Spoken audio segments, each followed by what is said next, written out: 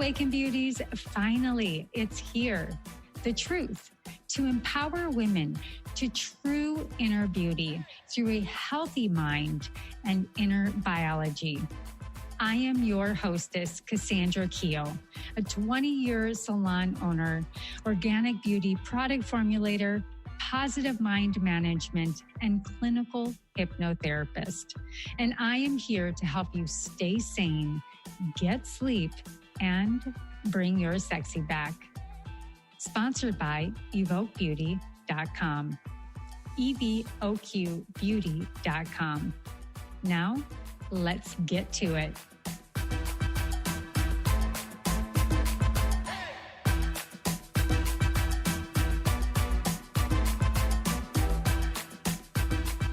Right, welcome to the Awaken Beauty podcast. This is Cassandra, your organic beauty, positive mind management, and clinical hypnotherapist.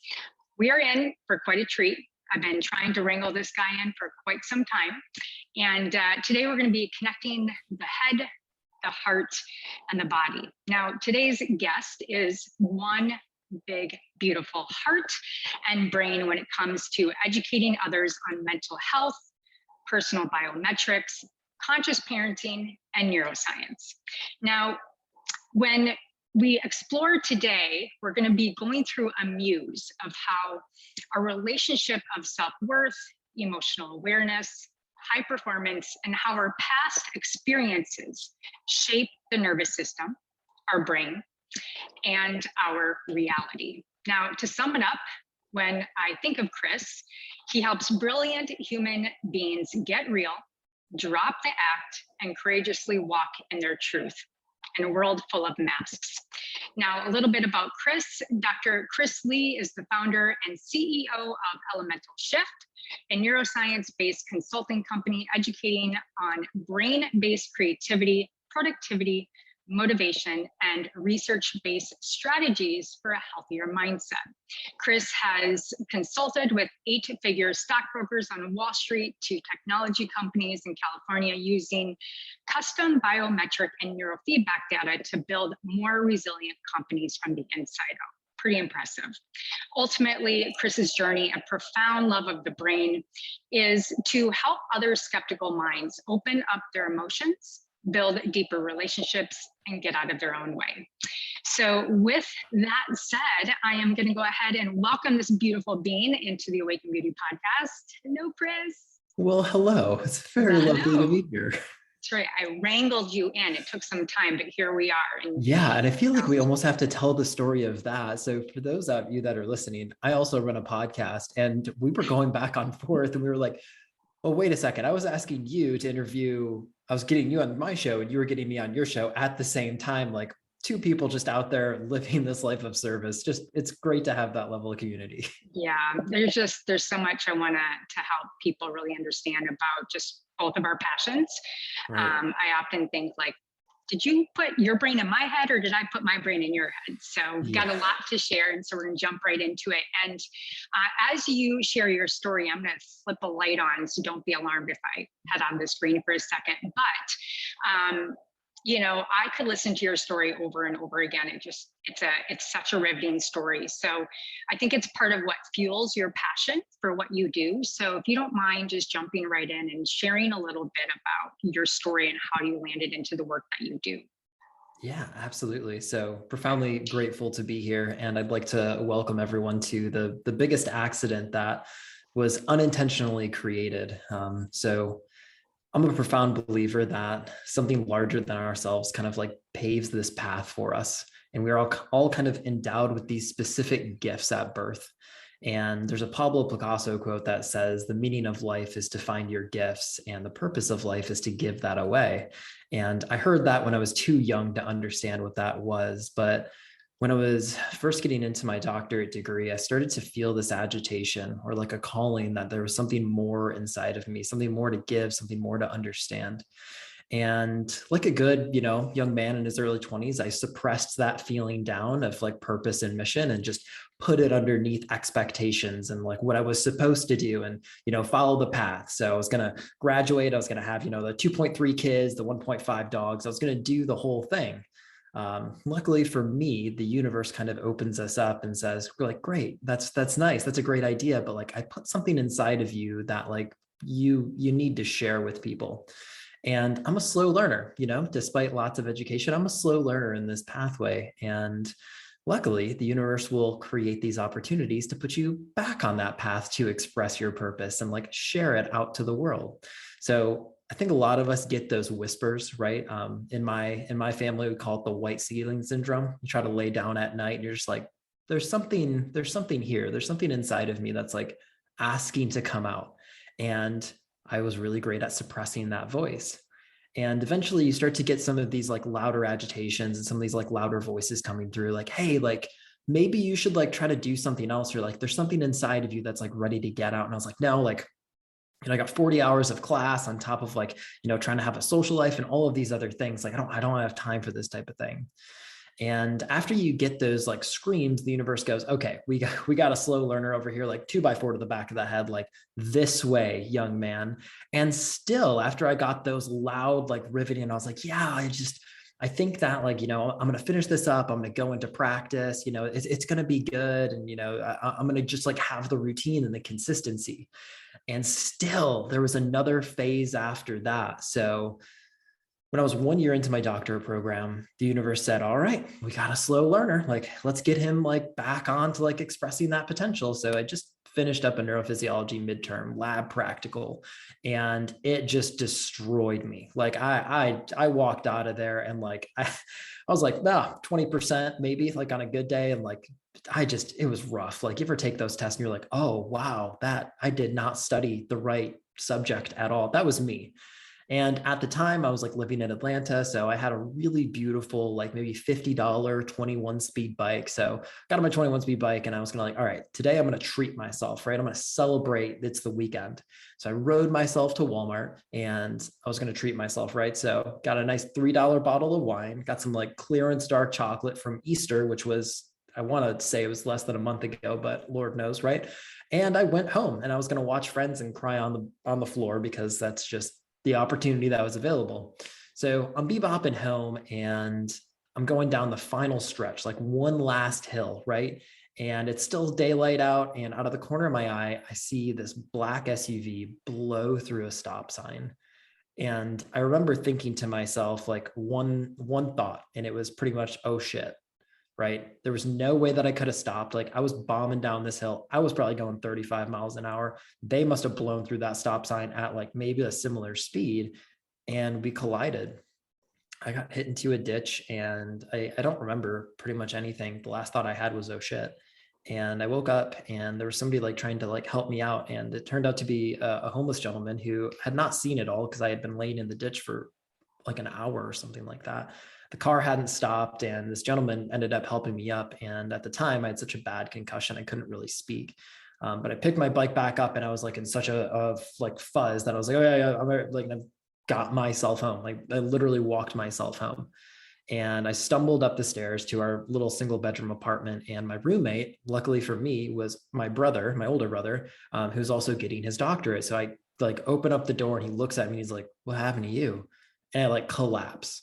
So he takes me into the bathroom. We like start cleaning me up, take the backpack off, and like I'm soaked from like sweat. And like I thought like that bottle of wine in my backpack had broken. And he takes the backpack off and he's like starting to ask me like, why are you so like wet? Like what's all this red stuff? And I was like, pointing to the backpack, and I was like, it was the wine. It was the wine. I'm starting to get my speech back. And he opens up the backpack and he ends up pulling out an unshattered bottle of wine. And I was like, oh no, this is not good. So we rushed to the hospital.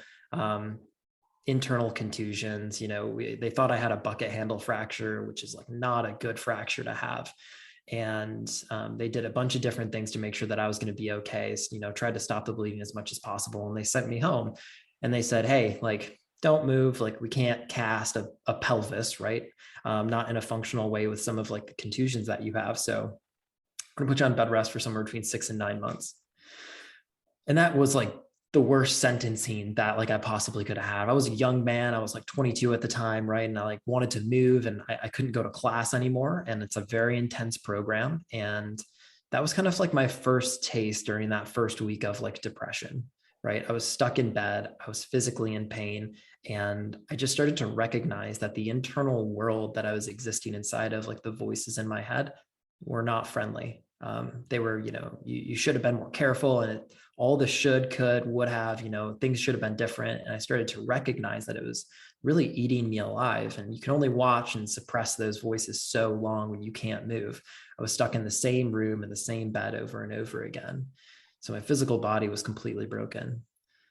So the first week went by, and the depression started to kick in. Then the second week went by, and the anxiety started to fire up of like all the classes I was missing, all the money I was blowing by like missing all these classes. And on day 14 of being inside of this, something dramatically changed. So I was laying in bed, and it was an afternoon, and I remember like watching the sunset again. I'd lost, 12 pounds, 13, 15 pounds at that time from just sitting there. I was healthy. And I remember getting this phone call, and it's somebody I hadn't spoken to in a long time. To pick up the phone, like, hello. And on the other end of this line, somebody super, super frantic, like, hey, this is Jacob, right? You remember me, right? Like, I know we haven't talked in a really long time, but do you still live here? I got to go, like, make sure you're still at that place. I'm going to be at your house in 35 minutes. Make sure your brother is there. It's an emergency. And this dude hangs up on me. Old family friend I haven't talked to in like months, right? And I like try to call him back. Dude doesn't answer, just sends me a text message, make sure your brother's home. So my brother's in class right now, and I call him up. I'm like, hey, like, do you remember Jake? Like, Jake just called me, and he's like super frantic. He said it's an emergency. He's coming to the apartment. Like, can you come home? Like, I don't know what's going on. And like, I don't want him in the house. Like, he's kind of a squirrely dude. And my brother goes, yep, sounds good. So brother packs up his stuff, and he starts coming home. And I hear my brother's truck pull up, and then I hear this other gentleman's car pull up. And for whatever reason, I don't know what it was, I decided to get out of the bed for the first time. So if you haven't got up for a period of time, and my brother was like taking care of me fully, like he was picking me up and like showering me and bathing me this entire time, which is a whole different level of humility than I knew what to deal with at that time. Like, can you imagine being 22, having your brother like take your clothes off and put you in the shower? But my brother is my best friend, amazing human being. So I get up, and I'm standing in the door frame of my bedroom, and I remember hearing my brother walk up the stairs, and I remember he would always lock the door when he knew I was inside. Like typically if I was inside, wouldn't really lock the door and stuff like that. It's just, he's good. But I always remember when I got hit, he would always lock the door. He would never admit it because he was my bigger brother that used to beat the crap out of me, but he's hyper protective of me. And I remember him unlocking the door, and he opens the door up, and he's crying. It's my older brother. He's my hero. I've seen him cry twice, and this is that second time. And he sees me standing there, and the other gentleman's there crying too. And he sees me, he drops all his stuff on the floor, and he runs over to me, and I'm frail, like I'm brittle. And he just holds me the way that only he could, the only way that he could have. And he wraps his like big bare arms around me, and like I'm taller than he is, but like he's just strong. Like my brother's always just been so strong, and he just holds me like tight, and he looks at me, and I'm like, what is going on? And he said, Dad's gone. And that was when I kind of knew. So my dad used to live up in Michigan and then moved down to Atlanta to build movie sets. He was an extraordinary carpenter. And we found out later that day that our dad had committed suicide. And we had no idea, I'd gone to a barbecue with him, 3 weeks ago before I had gotten hit. He didn't even know that I got hit by a car because I knew that, he was super busy, and, I didn't want to be more stress and more agitation. I never told him. And you just don't know what to do with that level of emotion, like, especially at like a young age. Like, how do you process grief? Like, I don't know what to do. Like, I was confused, and I was mad, and I was upset, and like the spectrum of emotions. And then it all just went gray. I just went numb, right? On top of being physically like incapacitated. I just remember like one day I woke up, and I was just like, everything was the same. Like, I just didn't care anymore. It was just like gray. So time passes by, and they say that time heals all things. And I'm not sold on that one yet, right? I think time has the extraordinary capacity for us to make changes and make shifts in our life. And at the same time, I was so uncomfortable, so uncomfortable. So 3 months goes by, and the universe calls out again and says, hey, like, we're not done yet, like more. And at that time, I was pretty numbed out. So I get that next call, literal call from a woman that I was dating at the time. And she calls me and she goes, hey, are you at home? And yeah, I'm at home. And I was, going through the motions of like, class, and I was just not there. I just remember just being in complete dissociation. She says, cool, like, I got something pretty serious. I got to come over. I got to talk to you. And I said, okay, whatever, right? That was my thing, like, whatever, cool. Comes over, and she like comes into the bedroom, closes the door, sits down, and says, so you're going to be a dad? I was like, what do you mean I'm going to be a dad? Like, the doctor said that wasn't really going to be a possibility and stuff like that, with like, some of the injuries, and it's going to take a long time to heal. Like, what do you mean? She said, yep, yeah, I'm pregnant. I was like, okie dokie. And I just remember feeling like this pop, like emotional pop. And it was an energetic thing. And like, I don't know, but something broke inside of me. And if you would ask me at the time, I would say I broke down, truly would have broke down. But really what that was is a breakthrough. And I can appreciate that now, that all of these stack of circumstances created this burying effect. And inside of like that depth, inside of that grief, inside of that confusion, the fear, inside of everything, I planted myself, right? And I grew from that like a seed. But boy, it was uncomfortable. So the next day after I found out that I was going to be a dad, the school calls me up, and it's like, do you know the school counselors that are just like too happy, like just to like, hey, like, I hope you're doing good, Dr. Chris. Like, I just wanted to call you and let you know that like all of your loan finalizations have gone through. It's going to be looking like $250,000. Have a great day, and like hang up on me. So I'm like, going to be 23, a dad. My dad's gone. I have 3 years left of school. What is going on? Like, this is a time where you call your dad, right? The dad's not there. Okay, well, let me like try to like feel my way into this, but complete shutdown, complete freeze response, complete anxiety, complete depression, everything just swarming into that stuck feeling of like, I am so stressed out, I don't even know how to breathe sometimes. And I would catch myself like with this apnea, and I just, okay, all right, yeah, we're back, we're fine. So was going to therapy, and therapy is extraordinary, and it just wasn't working for me. I would leave there and I would feel worse, or I would feel even less. And that was the real struggle. And I couldn't sleep, I couldn't eat, I couldn't do anything. My body hurt, my brain hurt, my emotions hurt. Like I felt disconnected, dissociated. I felt confused, mad at the world. Like, what did I do to deserve this? And it just kept going and going and going. And then one day everything changed. I remember this one day, and it was one of the most remarkable days, a genuine miracle, I must say, in my life, that sometimes at night when I just couldn't sleep, I would either walk or I would go for a drive. And this night I ended up going for a drive. And I just remember like it was February and I had the windows rolled down and I was just going. And at a certain point, I just remember like not being there, like so dissociated that like it almost felt like I fell asleep or I blacked out or something inside of there. I don't remember. I just remember crying so hard and like screaming so hard that like it just went like blank. And that was when the miracle happened. Like truly, that's when the miracle happened. And I woke up in this bathroom, this like grody bathroom, and I was there with somebody. And I didn't know what had happened at this point. Like for all I know, that I had like crashed my car and something else had occurred. And what ended up happening is I had drove my car like 200 miles up from like Atlanta all the way through like up into the mountains.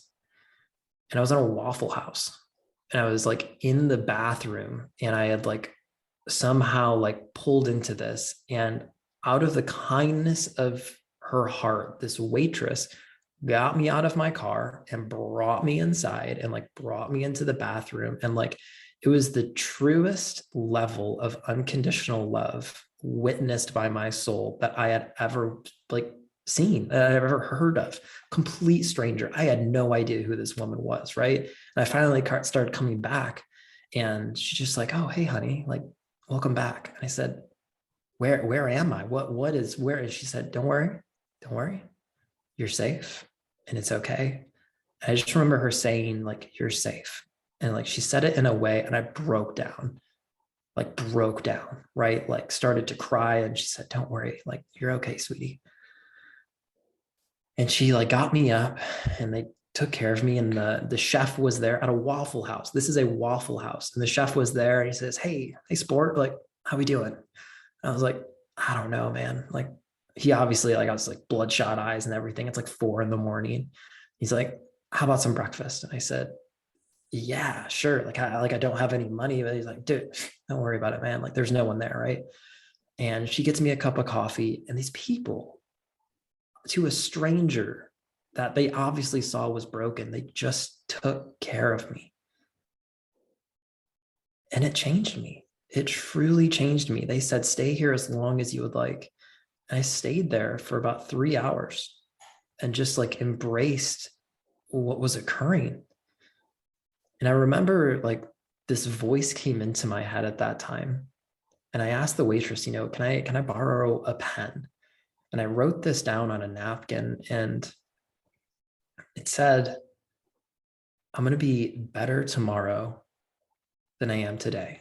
I'm going to be better tomorrow than I am today." And I remember writing that down and just saying, that's all I owe to myself. I'm just going to be a little bit better tomorrow than I am today. That's it. I don't know, no mountains to climb, just a little bit better. And that's what I ended up doing. That radical, like, love that they gifted me changed me, truly, truly changed me. If you fast forward to where I am now, I quickly became a single dad, to my extraordinary daughter, who's 4 now, and we live a dream life on the East Coast. We paddleboard and we surf all the time. We ride our bike everywhere. Like, she's a little badass, and I share this story and the power that I found inside of me mixed with some of these scientific tools, because I was such a skeptic, right? I was like, I can't make this change. Like, the circumstances are too heavy. But I stuck to that promise, a little bit better, right? I'll be better tomorrow than I am today. And I started to use these tools and implement these strategies, and started to get more into biometrics until I started to, shift the way that I was going to go into practice, and started to focus more on neuroscience and functional neurology. And after school, I finished up with my doctorate, and I had actually ended up skipping my graduation to go serve clients, to go speak and talk to this mental health facility, and brought my daughter with me, and we celebrated, and it was an amazing time. But the struggle and just all of the crap stacked up, but this is the beautiful miracle that I get to exist inside of today. And there's not a day that goes by that I'm not just profoundly grateful for all of that struggle. Yeah, breathless. And I can feel the resonance of those that'll be listening to this, Chris. And that it's just, your story is so magnetic, but your after story to me is even more magnetic in what you created out of your life. And when I think you and I, in parts of our lives, we just love knowledge so much, but we also know, and through your story, it proves that the mind can't heal the mind. And the real solution is through integration, and however long that takes, and whatever peaks and valleys that takes. And so I know nobody better than, for those that have been there, to really be in a non-judgmental space, and to really then hold that space for somebody else, because you hit bottom, like you hit rock bottom. Oh yeah. So, and even, if I reflect on my own story, hit complete burnout, like literally on my deathbed. And I could hear my mom's voice coming back to me saying, someday our day will come. And it was in that moment that I realized, oh, that was the subconscious trigger. Someday my day will come. So I'm just going to prove myself until I get there, which will never come. Right. So it's that, I don't think it's just the pain that we find our drive, and you can tell me Right. what you think about this, but it is that insane love of helping others. But we have to be, I suggest that we move into this space where we now are learning, our lights are flashing. Yeah. Now we're talking. Yeah, heat is on. But just really this integrated world we're moving into, especially out of the last 2 years, and what you do with your community, what I do with my community, is really slowing the train down and getting out of the mind and into the heart and the body. And you do this with biometrics and all of this, but I say that to say, we're not going to get where we want to go in a top down. We need to start moving bottom up. And that means from a toxic hierarchical structure that we're seeing break right down right now to all of us being able to heal and heal together. So, what you've kind of now set up now and what you've learned, maybe you can kind of bring us into the now and really help us understand your group is wired for worthy. And you've kind of brought in all of these different modalities, and obviously just being present with everyone with co-regulation. So tell me a little bit about what does that look for you now, especially with where we're at in society, and how have people been able to adhere to what you've been able to give them, and what are you noticing? Yeah, such good questions.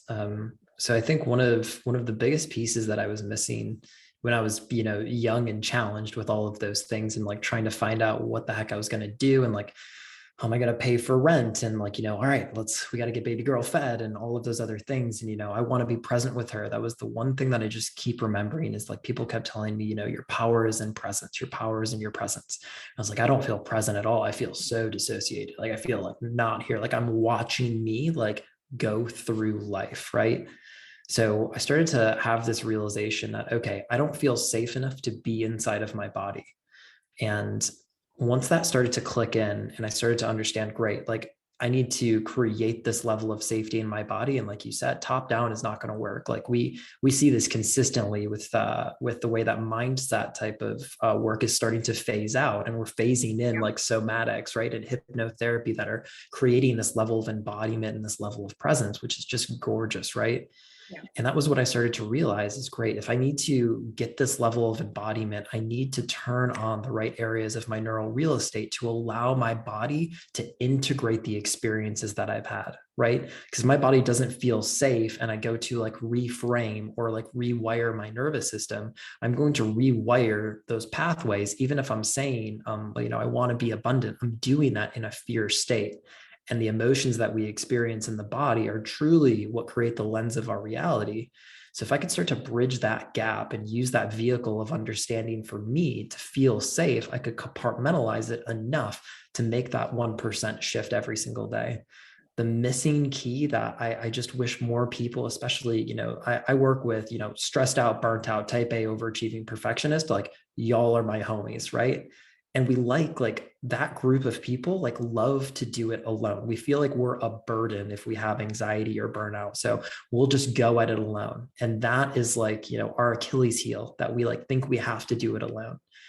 And I wish somebody would just continue to like yell and scream from the rooftops that you don't have to do it alone. We are not meant to do this journey alone. And that's the power of co-regulation, right? So regulation in and of itself is bringing back the areas of our nervous system and our being that allow us to have utility in that moment, right? It allows us to reframe, it allows us to feel safe.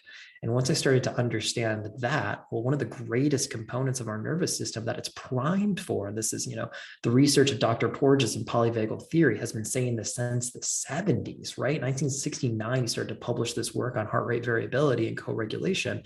It's like, oh, when we're in community, we heal, like we start to heal and get ourselves back in present.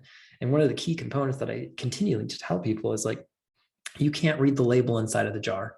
right? You are missing all of these different blind spots. And if you could have the ability to be in a community that supports you and sees you in a non-judgmental way, well, now you're really going to get onto something, because not only is that non-judgmental container that other people set for you contagious, but it's not teaching you what to think. It's creating the container for how to exist.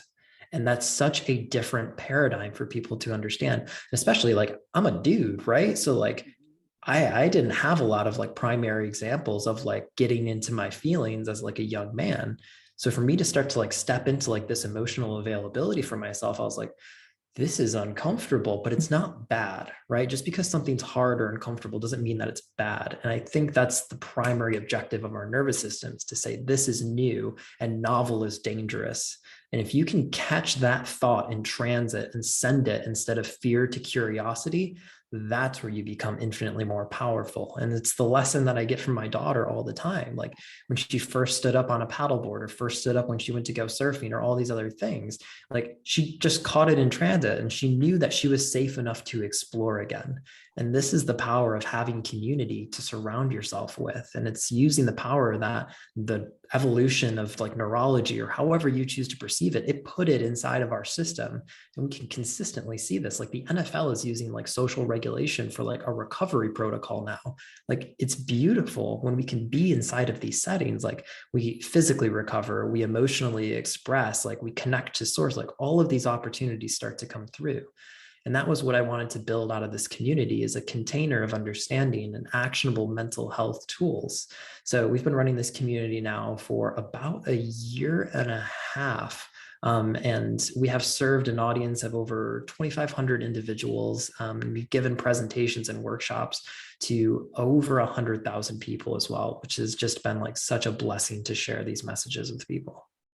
So awesome. I just love it so much. And you're right. And it's, right time, right moment, right movement, right? We're really starting to have this larger conversation about, the divine feminine and masculine. And we're starting to finally blend those as a non-dualistic, this really sense of state. I'm super attracted to masculine communities that are feeling their masculineness in a divine feminine way, because I resonate with that, right? Like I'm super driven, all of that, but a really, really, really deep heart, and I feel the feels. And so it's really beautiful to see communities being able to build that. And your daughter is such a biofeedback tool for you to be in this beautiful state of, as she awakens at every single age. I've listened to some of your podcasts with some of the parenting coaches on it. And I mean, for me, even they're helpful, of how I could hear some of the coaches reflecting, just tapping into me, because we still have those childlike states in us that need to be felt safe before we can open up that container. So I really want to honor you in that, and thank you for serving so many individuals. And one thing that's kind of coming to mind for me right now is, I think we possibly came in passing on Clubhouse, probably in some neuroscience room. And I started to frequent a lot of these ADHD rooms, and I was listening. Now, my brother was ADHD. I lost my other brother to cancer when I was 16. But I was like, oh, my mom is ADHD. My dad is dyslexic. And I was like, oh, okay. That's where that overperformance also came from as a woman, as in this world, in a neurotypical world. But the hypervigilance is what comes out to me with neurodiversity. And I love the book, Hunter-Farmer Theory. I love the story of evolution, and that I'm very thankful for my hypervigilance. I love everything I do, because I only do things that I'm passionate about. I don't really have a problem with boundaries around that. So, I just kind of wanted to kind of throw that over to you and, kind of get your feedback as far as you see these kind of patterns of trauma and hypervigilant in neurodiversity. Because if you're an entrepreneur, there's a 300% chance that you also are going to be neurodiverse. Oh, so Have you witnessed that as well? Every single day of my life. Yeah. Yeah, that these beautiful human beings, and I say this with nothing but love. I have seen people use an 8-figure startup, like they start an 8-figure company as a distraction from their trauma, and they're Yeah. good at it, right? Yeah. And I've also seen people go all the way through like the CrossFit games and place on podium out of a distraction from trauma they have, right? And those behaviors are not bad, right? I Mhm. want to like remind people the behavior is not bad. The battery needs to be changed because Yep. we're running a battery on shame, guilt, and isolation. And instead, what if we could open it up to like peace, love, and joy, right? And that is an infinite battery, right? And you can see that in the neurodivergents that have like done that dirty work. Like deep emotional work is leg day. You don't want to go, it's going to feel sore the next day, but you are so much more strong because of it. And you can feel those people when they walk into the room, right? If you've ever been to like a conference for any kind of business incubator, like those people that walk into the room, you're like, I don't know what it is about you, but I like you. Like, Super yeah, magnetic. Yeah. yeah, they Yeah. have that Yeah. capacity to them, Totally. right? And you can tell, you can feel them. Like before they've said a single word, you can feel them. Yeah. And it's just finding those systems, especially if you are neurodivergent, to have reflection. One of the things that neurodivergents really struggle with, again, is having protocols for recovery. Yeah. And this is where biometrics are so powerful. They're like, yeah, I'm totally recovering. Like I only ran 12 miles this week. And I'm like, okay, let's like slap some biometrics on this and really see how your nervous system's doing. And then they like come to me like 2 weeks later confused and they're like, something's wrong with this thing. Like it says that I'm completely burnt out and that I'm sleeping like 3 hours a night. I'm like, no, like the numbers aren't lying. We just have a little bit of work to do. Right. And then they start to like get into this work and rest and recover. And then out of nowhere, it's like, oh my gosh, I didn't know this level of performance was possible. Like I'm not like mind setting or shaming myself into action now. I'm doing it because I have the opportunity to do it. And like that switch is like one, it stops being like, you know, in the gray and in your mind, and it drops down to an embodiment of service. And that's where you see that, right? That's where you feel those people walk into the room. Yeah, yeah, 100%. I mean, you're on, absolutely so true. And, I've kind of coined it the high achiever stress disorder, and you and I kind of had a short talk about this. And it is my movement, right? And I think it kind of ties into a lot of what you do as well, because you're definitely a high performer. But I went back to school for functional medicine when I was in my 20s, and I just love Dr. Greenblatt. And my hope is also, as we continue to move into this space with co-regulation, polyvagal, I also noticed the neurodivergent world starting to talk about the embedded shame, the hypervigilance. There's even science out right now. I don't remember, it's like the shitamaki, whatever it is, but our food, I mean, literally, we're now 2 generations in that our literal food is missing amino acids in the food. Yeah. And so are these children, right? We wonder why we have a 4x growth of all of these different neurodiverse situations, is that our food is breeding children that don't have complete neural structure that they Yeah. need to be able to function in the world, right? And so this trauma informed, with even saying that, is so critically important that we not only build it into the mental health industry, but I'm bringing it into the coaching industry, trauma informed sales. Yes. Don't tell me that it's my mindset, because there's something I'm unconscious and numb to that I don't know what's going on. So you go shut down, then you get the energy to try something again. Yeah. And then these same patterns happening, you just knock yourself out. And that's why these communities and trauma informed is so, so important. But then also bringing in, what I also love that you do is the biometrics. I'm really big on DNA testing, as well as doing your neurohormones and your hormone testing. So moving from this very big pharma, I think in the last 2 years, looking at a decentralized world is really exciting for me, because not only is it taking our money out of the hands of toxicity, but it's also taking the medicine out of hands of toxicity. And people like you and, functional medicine and healers are really going to be able to step in and be able to monetize what they've worked so hard on and what their natural gifts are. Yeah. And it's like, this extraordinary space that we're creating, this decentralization of everything is beautiful, right? So we saw the decentralization of education, right? And news. So like one of the biggest news channels right now, this is like going to be hilarious. Joe Rogan is like one of the biggest media outlets right Thank you, now. Joe. Right. And like whether you love him or hate him, he has been a trailblazer in that direction. And what he's doing is placing responsibility back into the hands of his listeners and saying like, hey, like do what you need to do. And like, you know, let's just remind people like we are not your physicians, right?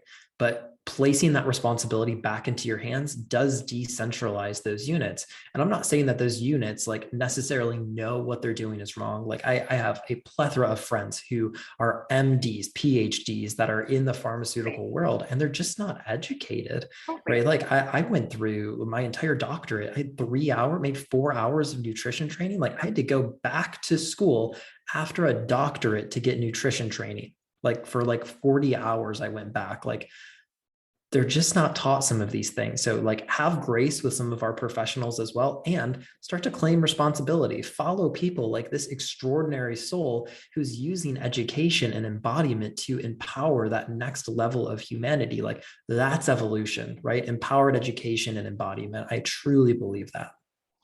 Yeah, and thank you for that. And thank you. You know, I was on a late night call last night, and it's with a project called Astro Emojis. And I was very apprehensive. I got into Bitcoin in 2011. I was really apprehensive about NFTs because I see artists being exploited. But Dr. Owen and another gentleman, they have created like the largest, deepest resonating NFT for mental health, where the utility attached to it is like they've got hundreds of muse headbands being handed out. We're going to create a universe and a live meetup. So we're really integrating, like even where these practitioners feel so constricted by the red tape, where we then even can take that professionalism and put that model into decentralization, where they have more flexibility and can really speak their heart. I mean, Owen he's bipolar, but he can really talk about it and bring his own DSM into it. But here he can really explore that with people and be transparent. So I think that's all changing. It's super exciting. Now I have a question for you. It's a personal question. Yeah. Aura ring. So my Aura ring, I wanted to ask you, how accurate have you found, because you get to see everybody's algorithms, right? How accurate have you found your biometrics to be, whether it's your neurobiofeedback or Aura rings or anything like that? Like what's the origin of, like, where is the error in that percentage? Yeah. So this is such a good question. So for those of you that don't know, there's these biometric devices. One of them is called an Aura ring that you place on your finger and you use it. Mine's literally charging right now. And it's reading your biometrics out, and it's going through HRV, oxygen saturation. It's going through deep sleep cycles, and if you recover, it goes through a bunch of different things, right? Which is really, really beautiful. Now I have one of those. I have too many devices in my house, but let's just say I have 3 basic ones, and they go up in the intensity of their application and the intensity of their precision. And then I also work with clinical labs that their precision is upwards of like 99%. So those big clinical devices that are doing neuro and biofeedback, the challenge with them is that they cost hundreds of dollars per session. And typically they're like 20 locations around the United States. And if you have them in your country, they're even further away, right? So the power of having biometrics on your hand is that they're constantly available to you. And what's really beautiful is you can start to look for trends and patterns. So before we go into the accuracy of that, it's really nifty to see the trends and patterns are what really start to make a difference, right? So even if the numbers are like not accurate or precise at all, you can still see trends. But this is where Aura Ring is really starting to take off. And another company who is their, I would say rival, but one of their competitors is called BioStrap. And the technology that they have, the hardware is not changing significantly, but the AI software that they're using is increasing the accuracy of it. So they're making algorithms for the specific user, which is beautiful, right? So the accuracy, I think, is probably somewhere between like 80 and 90%, depending on, the color of your skin and like how the fit and all of these other things. But even if it's like in the lower percentage and it's like 60%, right? You can still recognize trends, right? And that's what's really important. Am I sleeping better? Am I doing better? You can take the accuracy of those things. Now, where they really get even more powerful is in your ability to have feedback sessions, right? And this is where I do a lot of work with my clients to say, okay, let's do a feedback session, right? We're going to do something similar to a meditation or an embodiment or a safety meditation. So look at your data and let's follow along and let's go through this data right here. This number correlates with this feeling, and the brain's an associative learner, right? So, oh, okay, when I breathe like this, that number changes. And you're right, I do feel a little bit different in my gut, and making those correlations, that's where the power of biofeedback, I think, really is. And then in the long stretch of it, looking, okay, am I sleeping well? Am I recovering well? And starting to use numbers in that way. But every update, every software update that Aura does, like their accuracy continues to go up, which is like amazing. And once they start to get, better codes and better algorithms along with that, like I think the code will continue to go up to the point where, you can work with people like me, send your data to me if that's what you choose to do. And we can have conversations about like, hey, like this is looking a little bit squirrely. And there's, people out there with Apple Watches that are commonly saved from heart attacks because their blood pressure's through the roof. Their Apple Watch is going off. They go to the hospital and they're like in pre-cardiac failure. It's like, oh, well, that's kind of cool too. So I think that's where that power really is. Yeah, I love that you mentioned the trends. I know you're short on time here, so we probably got to close up. But I love how you mentioned that. It's interesting. I get mad at my Aura ring. I'm like, you're lying to me. I did not get that little of sleep. And it is interesting to watch the trends. And I had some like dental work done and old infections and things of that nature, and shifted my bite. And what I found is over shifting my bite, my air passage increased. And it clicked to me that I now have less, neck pain, all of that. And I can look at my biometrics and I can tell through all of that work on how just how my body alignment really helped my sleep at night. So it is so empowering. I think people get really overwhelmed. But even if you could just track one thing, if you're concerned about your sleep, great. If you understand what HRV is, the space between the dots, great. But yeah, I love that you're doing that. And I just love technology so much, the good technology. So I'm sure many of our peeps will be reaching out to you if they have any questions about that as well. I mean, we didn't get to talk about neuroplasticity. I know. About the default mode network. I mean, there's just so much. So we're gonna have a part 2. It's gonna be great. I'm excited. Yeah, well, you're rad. And, I love the community that you have, Wired for Worthy. I love the name of it. I love what you're doing, and continue to be the beautiful human that you are. And so everybody knows where to find you. Can you maybe just share your socials and kind of where you're at? Like one thing real quick, love the gutter taco and the Labrador brain. So if you guys don't follow Chris on Instagram, like you must. He's like my daily muse of laughter every day. So, okay, over to you, my friend. Yeah, all my stuff is at Dr. Chris Lee. It's pretty simple to find. And then I run a podcast called The Healthy Mindfuck too, where we talk about all of these things. I will give the caveat that if you're listening around children, there's swearing that goes on, but we talk about the hard things that you're not allowed to talk about at Thanksgiving dinner. And it's action oriented is what those episodes are. So go ahead, and if you're called to do that, check out. And then I truly mean this. If you have questions, comments, or concerns, please feel free to reach out. I'm the only one that runs my social media. I don't have a team that looks at those messages. So if you have something you want to connect or share, I'm here for you. Awesome. Chris, I am just so thankful for you. One quick last question that I asked everyone. What is one thing that you on the Awaken Beauty podcast have really awakened to, a deep thing that you've awakened to as of late?